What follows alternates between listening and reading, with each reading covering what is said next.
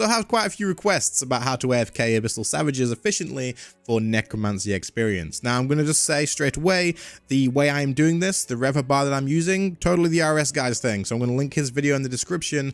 But he just basically says to use these abilities and AFK at the Abyssal Savages and you get this much XP. So people have been asking exactly how to do it and saying it's not working for me here and when can I do this and when can I do that. So I'm going to make a quick, very short video on when you can do this and how you can do this. And then that's pretty much hopefully going to help you guys out. So my current rates here right now are around about 1 million XP per hour, and it is fully AFK for 7 minutes with no worries of having to worry about like prayer or dying because of like healing and stuff. So you can completely AFK here. I'm loving it while editing videos. It's brilliant. It does have a few requirements though. So on screen is my preset and the levels that you're going to need. I would recommend having level 80 necromancy. You can probably do it sooner, but I would recommend having level 80 and having tier 80 weapons. You can absolutely do this in tier 70 armor plus though. So if you don't have the upgraded armor, you'll be fine. Don't panic. It's all good.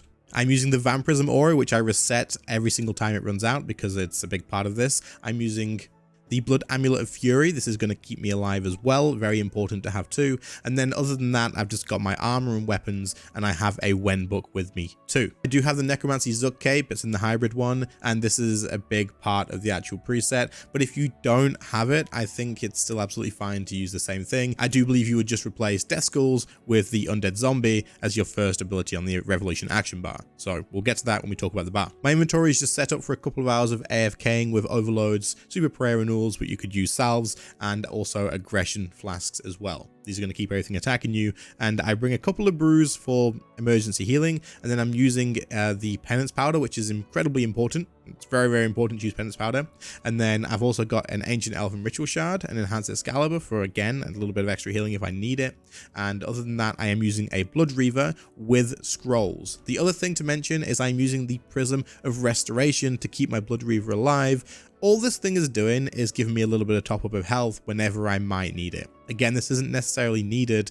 It just makes it more reliable so that you don't die. If you have a spring cleaner, bring it along with you. You can make like 5 million GP an hour doing this as well. And finally, I do have with me Torstal incense sticks to increase my XP gain by 2%. And I also have Lanternine incense sticks because this is going to increase the potion timers that I have. And it just means that I can go AFK for 7 minutes instead of just the 6. So as for the actual Revolution bar, you're going to just have 4 abilities and nothing else, just 4 in Revolution. You can leave your auto attack one off. It's going to do that automatically anyway. And all you're going to have is Death Skulls, Spectral Scythe with the upgraded versions, the Soul Strike ability, and the Soul Sap ability. That is all you're going to use, just those 4 abilities, and that is all it is. Again, the RS guy, thank you for sharing this in your tips video, you freaking legend. It's linked in the description. If you don't have the Kiln Cape, you want to replace Death Skulls with the AoE zombie and just have it blow up every time that it spawns. Don't leave it up, just have it blow up, so the first ability on your bar. And the way this works is everything crowds around your character, and then the Scythe will clear off everything in one go,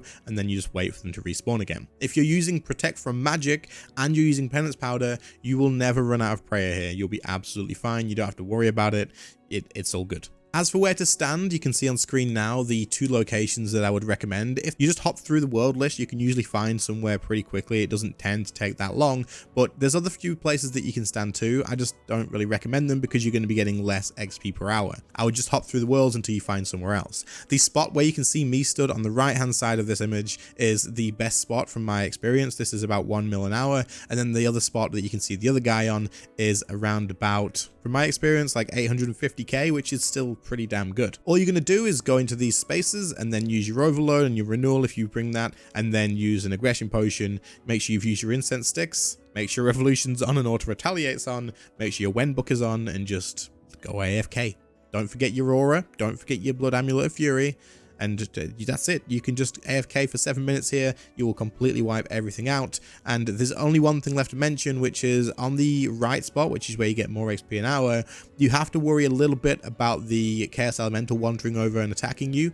Just keep your inventory full with junk off of the floor. Then it won't unequip your stuff. Kill him off. He's super easy to kill. Very, very low health. Just kill him really quickly and run back to your space and just continue AFKing. It doesn't happen that often, probably like once or twice an hour. And that's pretty much it. That is the Abyssal Savages AFK guide. Hopefully it was helpful for you guys. Again, credit to the RS guy for the bar. I wouldn't have figured this out myself without that, so thank you very much. And other than that, good luck AFKing and hopefully it helps.